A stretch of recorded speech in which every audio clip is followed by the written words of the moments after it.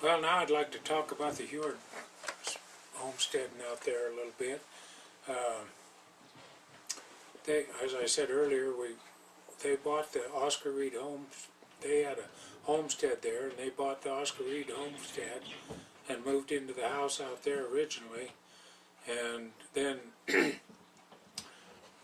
Mark and Jack and Robert and Emma and Agnes, all of them took out a homestead and each got 160 acres with their homestead. And this is just my opinion, of course, but I think that's the one reason why my family survived out there where so many people didn't, because there was enough of them and they had enough country that they could actually raise some livestock. And with buying the homestead that they bought, it was right on the river where they had good feed and water, and all the rest of their homesteads they bought where there was water and stuff also. And so it gave them an opportunity to survive a little better than just somebody that got 160 acres and was going to try and make a living doing that. With my great-grandmother Agnes, her homestead was about 10-12 miles south of where the homestead they bought from Oscar Reed was at.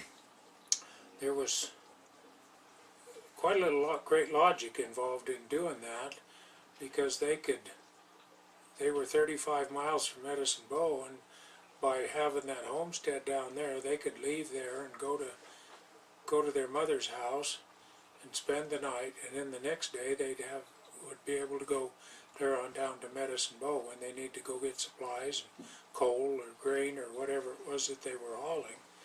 And so it was great wisdom that they did that. And so anyway, that's where her homestead cabin was at. And that's also where they built the original shearing shed and sheared all their sheep, and so it was that much closer to haul their wool to Medicine Bow, where they loaded it on a train and sold it that way, or hauled it to where the seller needed it to go. And in the winter time, it was a lot better climate down in that country than it was up where their house was and everything, and so I'm sure they wintered their sheep down there as much as possible in the winter time. They, as time went on, developed meadows and started raising more hay, and I know there's a piece that my great-uncle Mark did, way too short of course, but he talked about different winters when the winters were really bad and how bad the losses and stuff were. So by starting to grow hay to feed them sheep in the wintertime, it helped minimize the losses in the wintertime. And they developed hay meadows about 3 miles up the river from where the house was. They bought a couple of homesteads up there, or a homestead up there, and developed it into hay meadows and had ditches. Like I said, Oscar Reed had 2 water rights when they bought the place from him. Well, one was in his name and one was in his wife's name, and so they date back, way back, and so they're extremely old water rights, and there's not anybody with much older water rights, so we get an opportunity for all the water that's available, with these older water rights. And then the ones that my family took out were quite a bit newer, and we've had a couple of occasions in the past when water was really short that they put a call on the water, and we wasn't able to use all the water that was available in the river like we normally do. Well, we don't use all the water that's in the river, but as much as we could get into the ditch we'd use. And there were a couple of years that they limited us on that, and so we weren't able to use as much water. But with those older water rights, there's not much that has older water rights than that, so we're able to use that water all the time without worrying about losing part of it.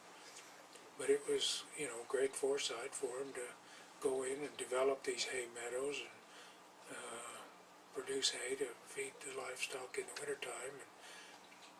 And, when they first started out there, of course, they hauled coal from Hannah, and you know, that was a tremendous trip to go to Hannah and get a wagon load of coal and haul it out. And then they'd also buy corn and feed the sheep, and it was the same story there. It'd be a 2-day trip, just or